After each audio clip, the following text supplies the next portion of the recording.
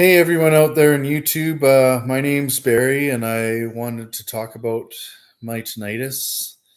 I haven't done a YouTube video yet because I honestly didn't feel like I was really making any progress with it for the longest time. And it's only until like the last 2 weeks or a month that I've really felt like I've improved. So this is my first tinnitus video. I'm just at about the year mark because I just developed really bad tinnitus right after Ed Van Halen died, and I think that's on the 10th. So let's backpedal a bit, and I'll just give you like my history on this. Not an illness; it's more of a condition or whatever. So the first time I ever experienced tinnitus, whatever you want to call it. Side note: I call it tinnitus a lot now because when you say tinnitus, many people will think you're saying tendonitis and they'll think that you're like injured or something and that it'll just be a little bit of time and it'll be fixed. I'm going to just turn the camera so we can get my dog into the a little bit more if he moves his head. Sorry about that. So when I was about 6 or 7, I was like sitting in bed and I had nap time. And my parents liked it really quiet when it was nap time. And all of a sudden, I just heard this in my ears, or in one of my ears, I think. And I was like, "Ugh, I hope that goes away." And it did. So lots of people can relate to that, right? You're sitting in a quiet room or something and you just hear a me and then it fades. So that happened to me. And I didn't really think anything of it because I was like 6. And then my parents took me to a concert when I was like 12. They took me to the Moody Blues and Jefferson Starship. They were called Jefferson Starship then. I watched these two bands and I was like, this is awesome. Like I liked music when I was a kid. I still like music. But I left that concert and my ears were ringing, kind of a white noise. And I said to my dad, like, why is my ears ringing? And he said, oh, that's normal. Like this is in the mid 80s, maybe the early 90s. And my dad was like, no, that's normal. Sometimes after a concert, you get ringing in your ears and it fades away and it'll get better. So like, yeah, the next day I woke up and it was gone. I was 12 years old. I didn't think anything about it. I went out and played. So we've all had both of those experiences, I believe. So fast forward till when I was about 13, I went to a school dance and they were playing Nirvana and stuff there, and I was dancing, maybe too close to the speakers, like some of us did as kids. And I got ringing again. And I went home and I slept it off.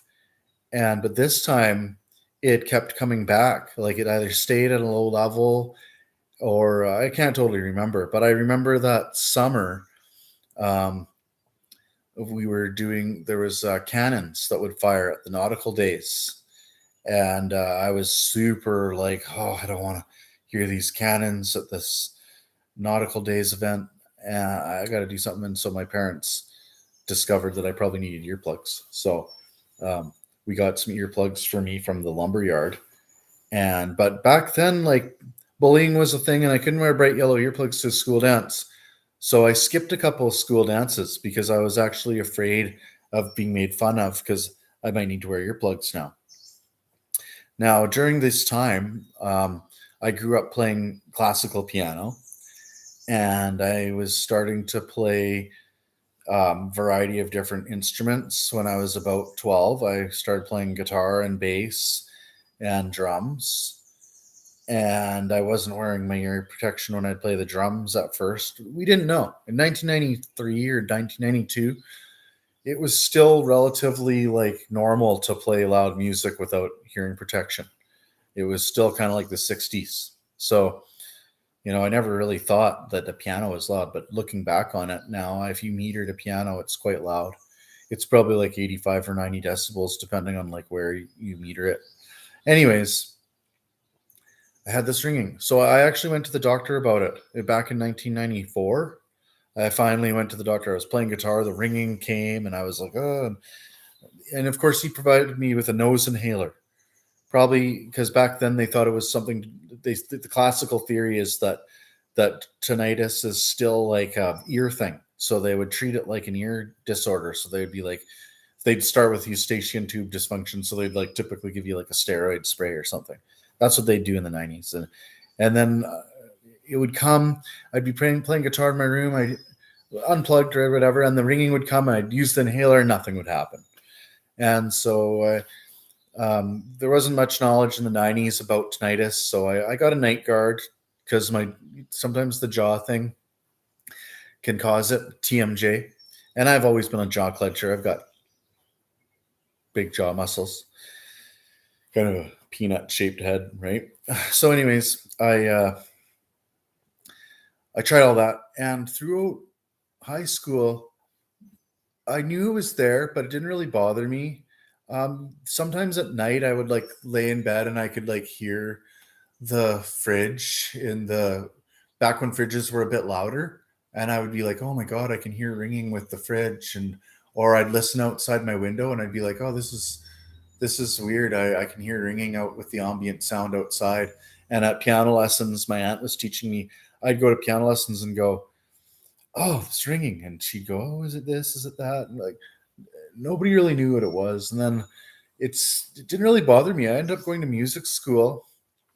I got really into playing jazz, and I kind of got out of playing heavier music. I got into playing jazz. Of course, at 13, I started protecting my ears religiously, right? Like I was always wearing earplugs whenever it was loud, mowing lawns. I still lived I didn't really see tinnitus as like a big deal when I was a teenager. In fact, when you're a teenager, you're almost like, my ears are ringing, right? That's a badge of honor. I play loud. But it wouldn't really affect me when I was like trying to listen to music or anything like that. It would just be at night or when it was quiet. Anyway, fast forward through my 20s, I had a couple of instances where I'd be playing with my band, and when I'd go outside, I could hear the ringing. Or I went to Van Halen one time, and maybe I didn't wear earplugs for part of the show or something because I was like, Van Halen, I want to hear the tone. And I left that gig feeling a little desensitized, that threshold shift that happens where you feel you're like, I'm deaf and it's ringing. After a concert, I went through that a couple times in my 20s.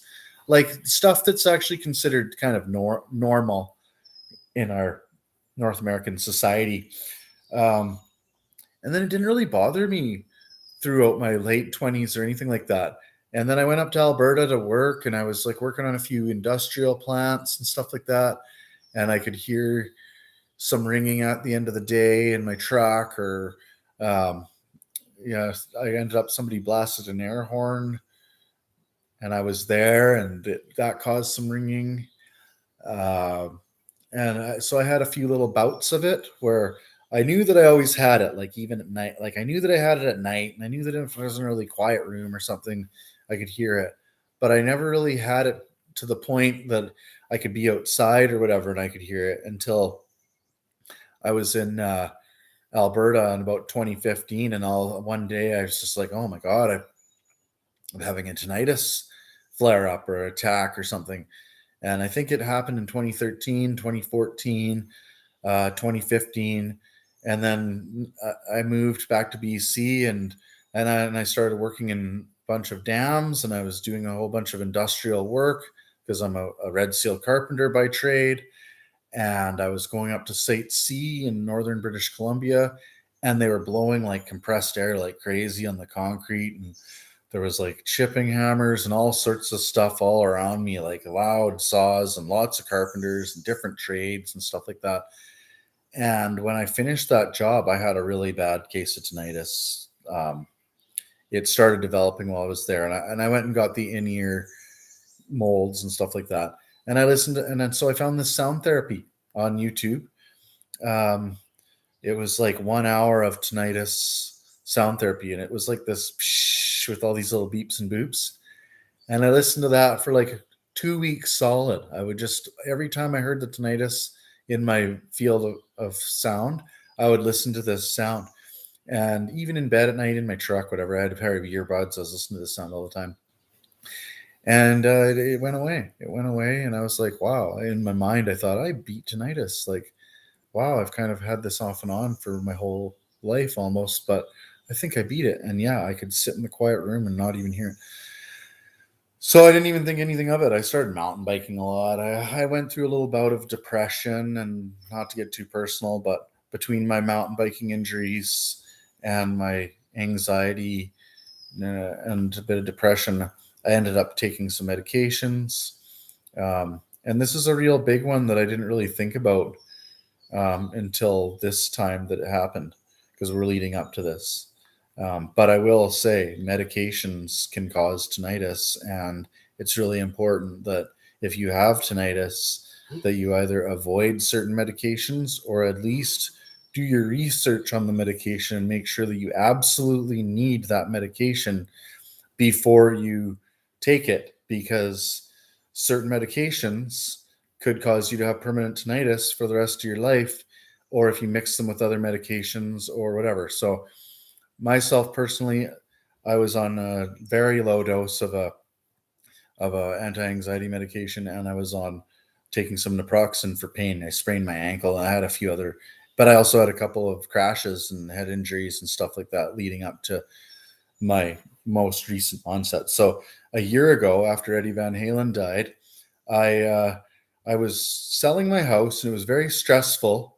My last house that I sold, because they were building non-market housing right around the corner, which means basically it's supportive housing for people who use drugs. And I live in BC and in British Columbia, Canada, and they're building a lot of these things. And I get it. Like we do need to help people, but nobody in the neighborhood was very happy that people who like use things like fentanyl and stuff like that were going to be living in the neighborhood. I got really stressed out, and I pushed myself to the max to work at my industrial job so I could get my mortgage, a loud industrial job. I wore my earplugs and in-ear molded things and hard hat earmuffs on over top when needed. I followed all the safety stuff, and then I'd come home. But at home, I was listening to the Bluetooth earmuffs. They're like still ANSI approved earmuffs, but they have Bluetooth in them. And I was cranking up tunes and doing the hardwood flooring and working on the tools, and being like, this is great, Bluetooth earmuffs. I can't hear any saws, and I can listen to Taylor Swift all day. This is awesome. I go.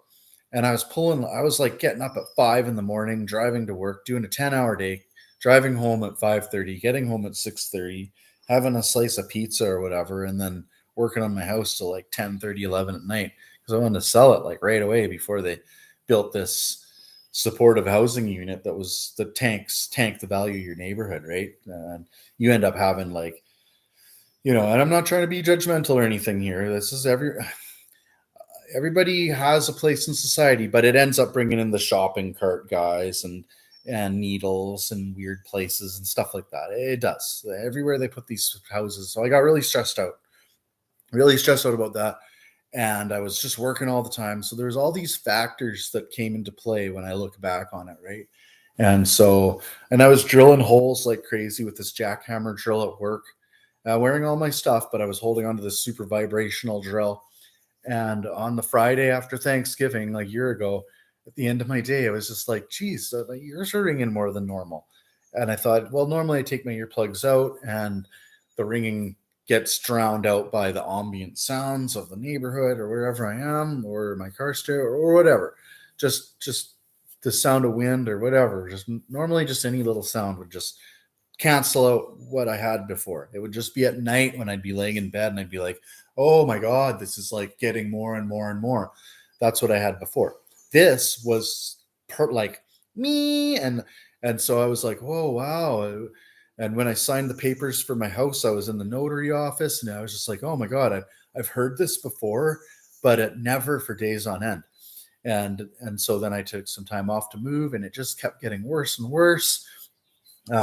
One night I could hear a new sound develop, and that's when I just developed what's called tinnitus distress syndrome, or tinnitus related anxiety. And I just went, what the fuck is this? Seriously, what is this? I'm like, what is this sound in my head? And so I was unable to sleep, and I was immediately going into this like, I've got to research this now. And I was like up until all hours of the night looking it up. I thought it was my medication. I thought it was this. I thought it was that. I was just going crazy, and I was moving. And I have a lot of stuff, like 20 guitars and a whole recording studio and a 5-bedroom house of things. And I'm going through this at the same time. And so I was trying to taper my medication because I thought that it was that. And I was just, and then it would go away. And then I'd be like, yay, it's gone. And then it would come back. And that was going on like nonstop. This is my dog, Odin, by the way. And so I was like, what the hell is this?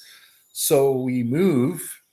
And the whole time we're moving, I'm like, whatever, it'll go down. It always goes down. And one Saturday, it did. And I looked on Facebook. There was this post. Oh, that was the worst tinnitus flare up I've ever had, a week long. Like, oh my God, so glad I'm through that. And I'm going, oh. And then that night it was like, oh, it's just gone. I was like, okay, thank God. Oh, that was just like a temporary thing. And I woke up the next morning and it was just as bad again. So I moved into my new house, and my new house was way quieter than my old house. Really quiet, like a newer house with like really good windows in it and stuff. And it was like dead quiet in there. And that's when all hell broke loose. And I was just like, I described it as like a Russian torture thing. I couldn't sleep. Our move was rough. We ended up late. I started not being able to sleep till 3 or 4 in the morning, and this started to go on for like another week. Called into my job. I basically had to ask for a layoff. I took a medical leave, and for like the next 3 to 4 months, I was just in serious distress, and I wasn't coping with it well. And I was just sitting in my house, just listening to the ringing with no other sound on. I like stopped listening to music. I stopped like doing anything. I stopped watching. I couldn't hang my TV on the wall. The sounds were so bad that I couldn't even do anything. I would stand at my counter and it would just be like whoa, whoa, whoa, whoa, whoa, whoa, whoa, whoa, whoa, and like a diesel truck, and me like 6,800 hertz, and like cricketing sound like a broken speaker for a while, like all these different sounds, so shitty. And I was like cranking the white noise to try to block it all out, and nothing was working. Nothing was masking it. Just when I would think it was like calm, I would go outside, and this still happens, and it would just be bad. So I finally got my ENT appointment. I went to the ENT, and he basically told me, like, look, man, you have idiopathic tinnitus. We don't know how it happened. Everything in your ears is great, like it's physically intact, blah blah blah, and your hearing is like good. You have barely any hearing loss. And I was just like, well, what the hell, man? So what are you telling me? And he's like, well, we can give you some drugs. And I was like, well, I don't want those. Like, just found out that the drug I was on might cause tinnitus. So I was like, okay, so I'm like, that didn't help me at all. The ENT just like made it worse. He's just like gave me no hope. And he was like, oh, brisk about it and stuff too. It was like, oh, he's on his back now. so anyways, I I did a thing called the tinnitus index report or score sheet or something with the CNT. I called him up being like, dude, I can't. Well, I didn't say dude, but I was like, I called this guy up and I'm like, I can't live with this, man. Like, how do I make this go away? I can't sleep or anything. Help. And he was like, oh, you got to do this tinnitus index report. So I do this sheet, and it was just like, how often do you hear it? All the time? Yeah, all the time. How does it make you feel? Does it make you feel depressed? Out of scale 1 to 10. 10, 10, 10, 10, 10. Does it make you feel suicidal? 10. Like everything, right down the list. It was just like, can you do things that you love to do? No. No. So I was like, okay. So I send that in, And I get a phone call back being like, oh, you got to go to Vancouver like right away for emergency therapy or whatever. So they do this, they set me up with this lady from Vancouver who's like a tinnitus therapist or something. And so I started reading about it. It's called tinnitus retraining therapy. So I did it. She did it for free the first time. And yeah, basically what she did is she taught me that what it is, kind of like they don't know exactly what it is. Like even the world's top neuroscientists are still trying to figure it out. Like they don't really know what it is, but they know that it's like a network issue in the brain. The ears don't have enough signal because you've had a bit of hearing loss or you had an infection or something, or you wore earplugs too much, which was one of the things that I did. Because when you wear them enough, your brain starts to interpret it as like low signal. And I wore them to sleep and stuff because I was having some sleep issues. Anyways, and she just taught me how the ear works, how it all works, how the brain works, how the brain isn't getting signal. It's a phantom signal. It's like phantom limb. Doesn't really know what to do. And and and I was still sitting there just being like, oh. Well, and she's like, nice guitar amp. I'm like, yeah, like I'm never going to be able to use that again. I'm just sitting here listening to or whatever I was hearing. And she's like, you'll play guitar again. You'll do everything. You'll go back to doing lots of things. I was like, I didn't believe her. So I started like Googling, and she said, you need to get out of like the forum groups and like anything to do with anything negative about tinnitus. And so I had to go on there and I had to leave all the groups, support groups I was in, because the support groups just turned into a hive mind for negativity, and everybody's in there being like, oh my God, I want to kill myself because of this noise in my head. And how do you make it go away? And you start spending all this energy, like trying to make it go away. And people are in there dieting. I think this causes it. And I think that causes it. And you're going, no, it doesn't. Nobody really knows what causes it, blah, blah, blah. And so I learned through tinnitus retraining therapy that the more VIP status that you give it, looking for a cure, looking for a solution, or even like listening to it without any other music on or soft sounds or whatever, it just makes it worse. So I'm trying to, like, even German neuroscientists aren't able to figure this out. So definitely not some carpenter like me is going to be able to make a breakthrough discovery by sitting there thinking about it. But you do really think that you can at first, right? So you're sitting there, what is it? You're just on Google like crazy. It's this. It'll last forever. It's going to be forever, blah, blah, blah. And there's all these miserable people out there, myself included. I can't live like this. And it's true. It's so hard, especially at the beginning. And just my wife and I still are crying about it because of how traumatizing the first 6 months were. And then I found this guy named Glenn Schweitzer, and he has Meniere's, which I do suspect I might have something to do with that because it happened after I was mountain biking. Anyways, he has Meniere's where you get dizzy too, and just like apparently it feels like your head's like buried in the couch or something, and you're just the room's rotating around you, and it's just totally different vertigo than you think. And I bought Glenn's book right away called Rewiring Tinnitus, and his book is all about like meditating to the tinnitus sound and like imagining there's a big volume knob and you're like turning it down. So I like read that book, and of course you're just sitting there when you're going through this, you're just sitting there being like, this book is full of shit. He just wants to sell this book or whatever. It's a click funnel. You're just sitting there. It's fucking click funnel. No, it wasn't. So, and then I found this other video on YouTube called Tinnitus Retraining Therapy Meditation. So I used Glenn's book and I started listening to this guided meditation. He sells a bunch too that are really good, right? So I did Glenn Schweitzer's program and I started meditating. So what you do is you meditate to the sound of your tinnitus, which sounds fucked, right? You sit there and you listen to it and you meditate to it. You deep breathe to it, and you tell yourself in this guided meditation, you're a baby in the womb, and this sound has been within you the whole time. And there's a whole thing I started to do, and slowly I started to sleep again.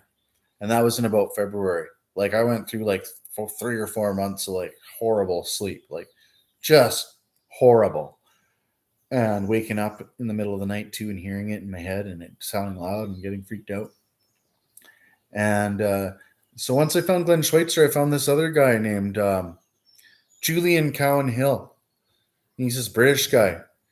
And he just talks about how you got to like settle your limbic system. He like uses a bunch of hand motions to sort of describe the settling that happens. And he also had really bad tinnitus, and I think he still does have bad tinnitus, but he learned how to do this process called habituation. Glenn Schweitzer talks about it a lot too. And once I started digging down that rabbit hole, then I found this other guy named Ben Thompson. And Ben is an audiologist from California. He's really nice and he's young, and he has done work directly with a guy named Paul Jastroboff, which is another person that I'm going to mention here. So basically, Ben is nice, he's young, he's an audiologist, and he specializes in tinnitus retraining therapy. So I started watching all his videos, and he really knows what the methods to manage it are, right? And he's so nice and calm and caring. I truly believe that Dr. Ben and Glenn Schweitzer and Julian Cowan Hill all like really care about this subject and people that they're helping. And then there's another guy out there named Frieder, and he has a company called Rewiring Tinnitus. And he's not like an audiologist or anything like that, but he has been deaf in one ear since birth, and then he got tinnitus like as he got older because he like developed some more hearing loss. And this dog of mine, Odin, he's just so funny. He's like just so cute. This guy, yeah, a little dog break. So anyways, around the time that all happened, then I discovered pets. So I'd never had a dog or anything, but I started dog walking like on the side. And I totally remember the day I had signed up for an app for dog walking like a long time before and forgot about it. And I was like laying in bed on a Saturday morning, like in February or maybe March, being like, how am I going to live like this? Like, how am I can't play guitar. I can't do anything. I was depressed. I was in my bed. It was like 1 PM. And this has been going on for a long time. And my wife was in there trying to help me get out of bed, and I couldn't do it. And I just was laying there listening to the ringing, and I got a text, do you want to walk Duke? And I started walking this dog. And I started walking him like every week for like a month or something. And honestly, that dog, Duke, he brought a smile back to my face after like quite a long time of not smiling, being super depressed and anxious about tinnitus. And then from there, I ended up getting a full-time dog walking client. And for the first bit, it really helped. I got a little bit of money going, not really like totally what I needed to live, but something. And but I just really liked being out with the dogs, walking around every morning, and it just gave me something to focus on other than the tinnitus. And then I decided I was going to get my own dog, and here he is, Odin. Yeah, and this guy's a rescue. He's a really nice dog, super nice boy. And he's just 1.5 years now. And honestly, since I got this dog, my quality of life went from like, I don't know how to explain it. I wouldn't use the word shitty. That's just a little bit uncouth, I guess. But my quality of life went from like, oh, he's playful today. Oh, he's playful. I went from like very bad quality of life to like almost good right away. He's playful. It's a rainy day today, and he's just like cooped up. And Dad's doing a boring video. So my slogan that I've kind of come up with for anybody who's suffering from anxiety or depression, for like any reason, not just like some tinnitus, hard to explain to regular people, but like by regular people, I mean people who don't have tinnitus. They really struggle to like wonder how that can be like a disability. I believe it's kind of a hidden disability. I guess what I'm trying to say is that if your doctor's advising that you go on like any benzodiazepine, like Valium or or an SSRI, like Prozac, I think that it's like really important that you explore some other options, like getting a pet. So once I got my dog, we life really started to get better.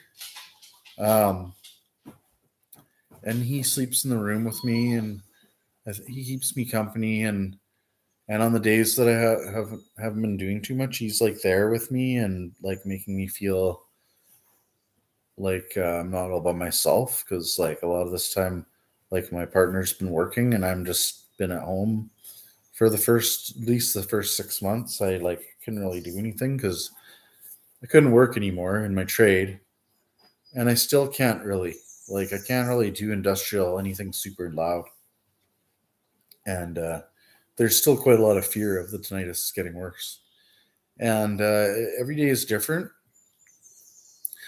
But what I've been doing is I definitely followed my tinnitus retraining therapist's video. I mean advice. She showed me this video of how like tinnitus is like a grasshopper and in a white screen, and then she like puts the overlay on and it shows like the river and all the nature around it. So like tinnitus is quite like that. Like on its own, if you just have it on its own and that's all your brain has to listen to, it tends to like focus in on it, and it seems way louder and more annoying. But when you have like nature sounds on all the time, like nature sounds definitely like they don't even recommend that you try to drown the tinnitus out with it. They just recommend that you have it on with the tinnitus, in fact a little lower than the tinnitus, so that you can still hear the tinnitus, because they want you to allow your brain to get used to the tinnitus. And then as you get used to the tinnitus and you focus on not deeming it important by forcing yourself to sort of listen to stuff, I found it's gotten a little bit easier. And so now I went from like never listening to any music because I'm just like, oh my God, this ringing, it's just ruining it. And it is at first, it really is. And it still does bother me. Like, why do I have to, like, when I'm tired, a lot just depends on my mood. If I'm in a bad mood, I'm just like, why do I have to listen to tinnitus while I try to listen to the radio in my truck? Or when I'm driving somewhere and it's like a 45-minute drive and I'm just like, ugh, all I hear this whole drive. So I started listening to podcasts, and I have Bill Burr podcasts. I think he's funny. I'll put on a Bill Burr Monday morning podcast for my drive into Courtney or whatever. And so that's really helped, because once somebody's talking, it's almost like the tinnitus is there, but it's just not as significant. And it's not as difficult to process as like listening to a whole band of music while your tinnitus is there. And so then when I do listen to some music, it seems like it's a little bit more easier for me to process. So, and I've just been forcing myself to listen to music. I struggle with playing music still. I play my guitar through a little practice amp. I still hear ringing when I play the guitar, but I've been really trying to just do a little bit, even just like 20 minutes a day or whatever. I've been just trying to like practice, because one of the big fears with this condition is that you'll lose your ability to play music, or you'll lose your ability to function or to hear your partner or whatever. So that's a big one, right? So that's would be my advice for people. Like, so yeah, I wouldn't say it's been an easy ride. Today's been kind of nice. It seems like this morning when the rain was coming down, I could barely hear my tinnitus, and I'm trying not to monitor it anymore. Another person on YouTube that's really helped me, his name's Adam Reid Wilson, and he's like a young man, probably around, I don't know, maybe around my age, maybe a little younger, and he's awesome. He's just a dude like me, just talking about his health problems, and that's why he set up his YouTube channel. And man, a couple of his videos, he's just telling me that he believes in me, and he does. He says, "I believe in you. You got this." I just, if you're out there and you need to hear this, he says all that. And man, that guy has helped me. So there's a few people on YouTube that really, really helped me. Another person out there, Isabel Anderson. She's this musician from Ireland, I think, or England. And similar thing happened to her as to me. And she's overcome it, and she talks about it. And there's another guy that Glenn Schweitzer did an interview podcast with, that was like a musician that got jet engine like tinnitus like mine and recovered from it. And he did it all through deep meditation and that type of thing. So not on this, making this video to like tell the solutions. I'm mostly making this video partly for personal therapy, but also partly so that if you have tinnitus and you're going through stuff like that, like, it does help to know that it does get a little better. For me, in the first year, it's kind of a mixed thing where I'm like, it's still there, and so that can bring me to tears sometimes. Like, I really would like it to not be there. Like, especially as a musician, somebody who listens critically listens and mixes audio and stuff in an engineering level.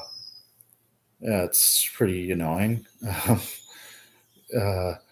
Will I be able to be in a loud band or something where you got like Marshall stacks and like drums in a small room? No, probably not. Probably the next time I jam, if that happens again, I'm gonna have like electric drums set up that are metered to 75 decibels, and everything else will come up around that. And then, like, even my singing voice is 85 decibels. Like, even my singing voice could be 90. I could hurt your ears with my singing voice.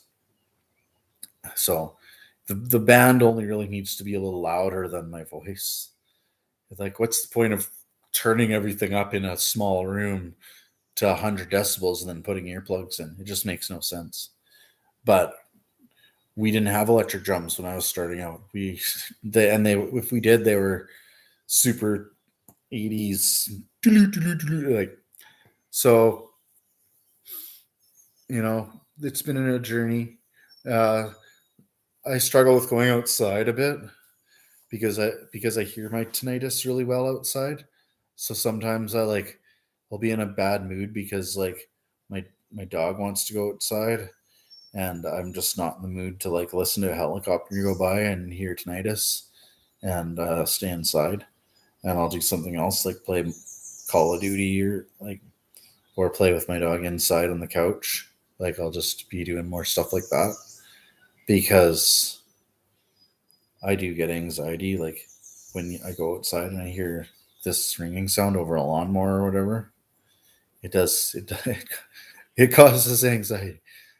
But it's not like that I'm going to kill myself feeling anymore. It's more just like, this is happening right now. And acceptance has really helped me, right? It's like really helped me just be like, The ringing is there. It is what it is. That's it, you know. And then I try to focus on the other things. Like I can hear music really crisp. So when I hear music, yeah, I hear the ringing at the same time, but I hear really crisp, whatever, like movie or whatever. I hear it well. So my hearing's good. So, it's not like I'm sitting there deaf with tinnitus. So I see that as a big win. So having little bits of gratitude has really helped me. Seeing that my partner rose to the occasion and supported me while I went through it was sure, like a nice gesture, a nice thing for her to do, and prove to me that my partner loves me very much, because it was pretty much hell going through it for her too. I think she wondered if she was gonna come home to me fucking hanging or something. And I do believe that this condition will push some people. It has pushed people over that edge, and having my dog really helps with that too, because I have a little family. They're people that I care for. I'm grateful for them. So I found that stripping away all the stuff that it does matter, like my dream of being a professional musician. It's a dream that I've carried with me my whole life, and much of my life I have been a semi-professional musician that plays in bars and stuff like that. But and I played big shows. I've recorded lots. Like I definitely am a highly skilled musician. Um, so having that dream die, it's very hard on me, right? Very hard on me. I spent weeks sobbing about it, that my hearing is screwed. Um, so those type of things. So I could let some of that stuff go, so that I'm just not putting the pressure on myself to have to continue to aspire to be a professional musician. I kind of had to accept that I'm just really excited that I can listen to a whole song. So at one point, I could only get halfway through a song and I would burst into tears and I would go lie down, and that would be my day. Now I can listen to music. I can feel my emotions through the music again. I wasn't able to process much for a while because music was so hard to listen to. I could sit and watch a movie.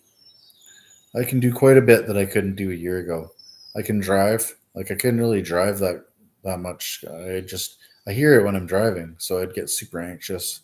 I wouldn't want to ever go anywhere in my truck or anywhere. Um, so I have recovered in a lot of ways. Um, I have returned to a lot of things that I do. I don't know if I'll return to industrial construction again. That may not happen. Um, and I may not return to being able to work in the studio, recording studio for long hours, or work in any music playing environment that's really loud. As soon as it gets to the point that the bass is cranked up to 110 decibels or something. And I already didn't like that. Like I like loud music, but once it, some bands are just way too loud, right? So it's definitely been a journey. Um, and what I've noticed in the last, especially just in the last couple of weeks, it's like all of a sudden I started noticing that like it's there, but it's not really like bothering me. But I'm aware of it all the time. So it is kind of bothering me, but not like in that way. So that's really nice. But I do believe that a lot of it is because have I've gone to the therapists. I've been to 2 tinnitus retraining therapists. I've done about, you don't need much, 3 or 4 sessions with them. And then I read all those books. That was another book I read, was Tinnitus Retraining Therapy by Pavel Jastroboff. And that's the book that all the retraining therapists are using. So I'm an inquisitive guy. Everybody's different, right? Some people don't care how things work. They just want it fixed. I'm like the kind of guy who wants to know all about how it's getting fixed. So I read that book, and it explains all about the mechanics, all the stuff that the therapists explain to you, how the brain works, how it hears sound, the different types of tinnitus, what causes it, what makes it worse, how to block it out, what area of the brain that blocks it out, right? So when you find out it's the prefrontal cortex that's blocking it out and not the auditory cortex, then that shows that you basically the only way to get rid of it or to stop letting it affect you is to start getting your prefrontal cortex really busy again. So the more busy that I've gotten, the more I'm just like, yeah, this is whatever. And so sleeping is not a problem anymore. I usually have my cricket sounds on when I'm sleeping, but um, the last few nights I've had them turn off in the middle of the night, and I wake up and I just go back to sleep with nothing on. I mean, my dog is there; he's snuggling with me, and like I need a little bit of help to get to sleep. I have to sleep in a separate room from my partner with the dog, but my partner wakes me up, so she talks and stuff, and then I wake up. So I've definitely made a lot of progress in reflection. Um, do I think the ringing will completely go away? I don't know. I don't know, and I don't really care. Um, Obviously, if they came out with a new pill or something that just made it go away, I would be the first guy to try it probably if it worked. Um, I've read about linear device and stuff like that in Ireland, and Susan Shore's coming out with one soon, but bimodal stimulation, but I still don't think that they're all there yet because they haven't really figured out what the network issue is in the brain, because that's what it is. It's like a network issue from what I understand. So lots of different aspects of the brain are involved in producing the sound, not just one. And parts of your brain that are attribute to your sense of self and how you relate to the world, once they attach to it, then it just becomes a part of you. And that's what has to happen for you to be able to live with it, because your body uses so much energy to fight it all the time. Eventually your body is just like whatever, your brain is just whatever. So there it is. And then maybe that how you relate to the world is negative with it, but it's still part of your personality now, right? Part of who you are. So yeah. And there's another guy out there that I like to watch called Ryan's Tinnitus, and he's had similar journey as mine, just like crazy tinnitus.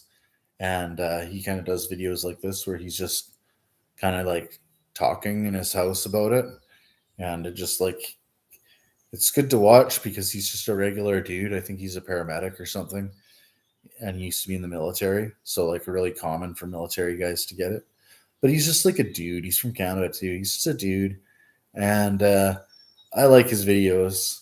He's kind of like me. He just talks about different random stuff and what it's been like, and he says the same thing. Get out there, get busy, build some stuff, built some sun decks and stuff, and wearing your earphones. Your buddies think you're weird, but yeah, it's quite a journey.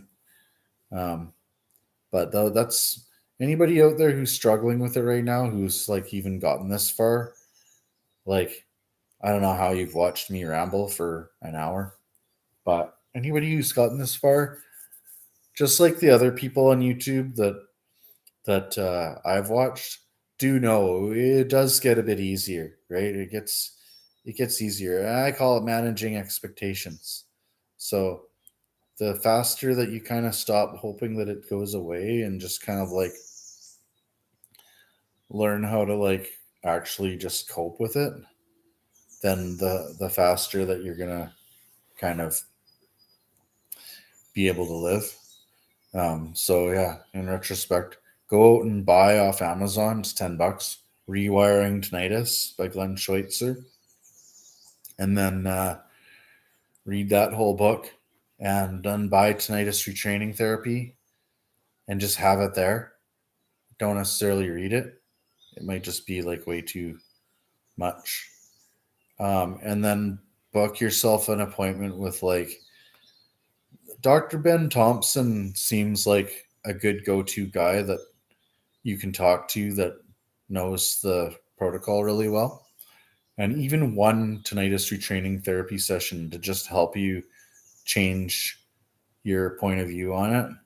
And cognitive behavioral therapy too. There's this other guy out there named Dr. Bruce Hubbard, and you can find his seminar on YouTube as well. And he is a cognitive behavioral therapist that got tinnitus in 2004 or something, and he had taught people how to manage it before but not had it. And then once he got it, he was like, holy shit, and he like changed his protocol a bunch. But he does cognitive behavioral therapy, so that's like, if you're afraid to go outside because you have tinnitus, it's time to go outside and just be out there. And if you're he played in bands too, it's time to stop blaming yourself for what happened and go and play a little guitar or try to listen to music or something. Like me, I listened to like 10 songs today, which is like amazing for me, right?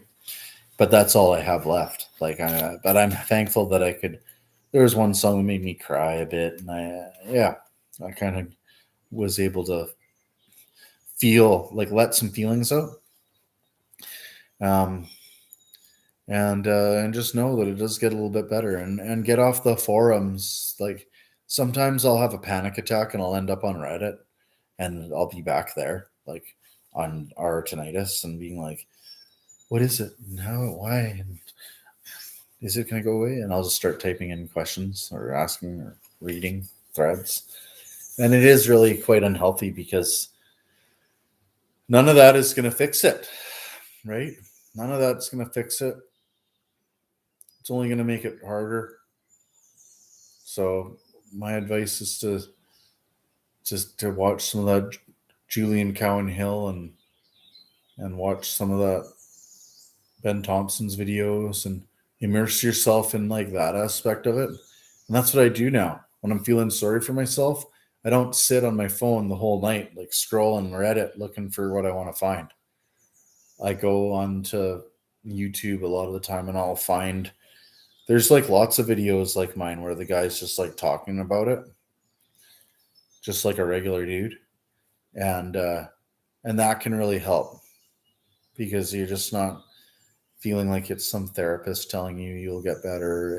It's actually a person telling you, yeah, no, this gets a little bit easier as you go along. And then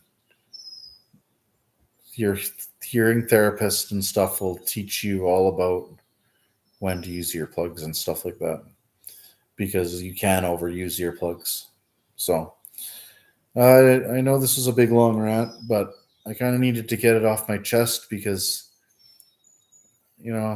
it's been a journey, and I don't want to talk about it all the time either, right? I just kind of want to get it out there and carry on with my life. And, it's okay to like get lowered your expectations of yourself. Like I said, with me really wanting to be like a professional musician my whole life and going to college for it and working so hard at it, and same with becoming a ticketed carpenter. I just worked so hard at those things, and then to not be able to do them anymore, that was like the biggest problem, right? So now that I've kind of, I do care, but I don't care if I can't do carpentry anymore. I just I'll have to do something different, something quieter. And I do care that I can't do music like I used to, but I do know that there is ways to play. Like you can have in-ear monitors, and you can have like not use headphones in the studio too much. Like there's workarounds for everything. It isn't the same as your pre-tinnitus levels where you can just like walk into the studio and like crank up the headphones all hot and come in and peel a hot lead off. But it is doable. It just takes time. Pete Townsend did it. Lots of famous people continue on it. It's just like, I know it's just time now, right? So I just go into my bedroom, I play my little practice amp, And my dog comes in whenever Eddie Van Halen picks squeal. Comes in, and it makes me laugh. And it doesn't sound like much, but I'll play a few hot licks just to show I still got it. It's not like it used to be where I'd go in and plug into my favorite big tube amp and put in earplugs, but like rock out at 100 decibels for like an hour. It's not that anymore. I'm just happy if I can play for like 15 minutes and tolerate the tinnitus and kind of play something at 75 decibels and prove to myself I can still play a little bit. And of course, my wife is always like, "Oh, you're amazing," or whatever. She's always like, "You're gonna be back playing in bands and stuff in no time." And I'm like, "Yeah, I don't know. I don't see myself working very hard at it anymore.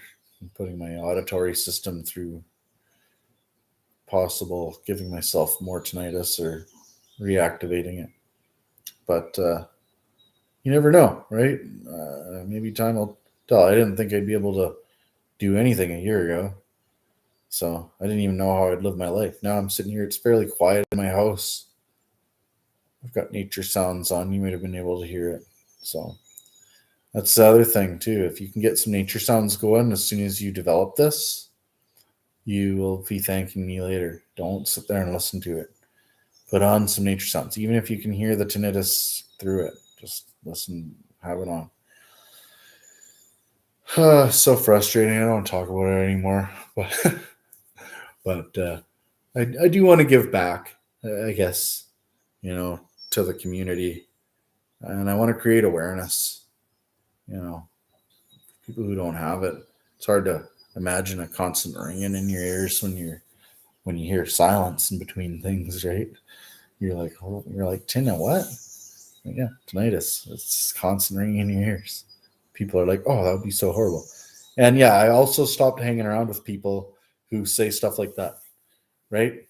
It's like telling somebody in a wheelchair that must be horrible for you. Like, you don't think about it. Some people don't think about that stuff, but that's not what they think every day, right? Just because somebody has a disability or a hidden disability doesn't mean that every day they wake up and think, oh, this is horrible. So when somebody says to them, oh, you're in a wheelchair, that must be horrible, maybe it isn't for them. Maybe they're used to it. They've done their therapy, and therapy has taught them to accept what they're going through. And I feel that what I'm going through is something similar, like in the sense that, like, as soon as somebody says, oh, ringing in your ears all day above everything, even traffic outside, that must be horrible. And then I couldn't live like that. And then I kind of end up not talking to that person about it anymore or anything, because it's just negative, right? And the more negative thoughts you have, so at the end of the day, I try to tell myself, this is just the sound of me being on. It's the sound of my computer being on. I'm alive. I actually don't really have very many other health problems other than psoriasis, the basic skin conditions. Other than that, like, so, it could be a lot worse. It could be like dying or something. Little things like that. I'm a pretty like working man kind of dude, so I just try to like use little things like it's there, whatever. I'm not dying. I'm thankful for my family. I'm thankful that I can still hear good. Like, I can still hear pretty good.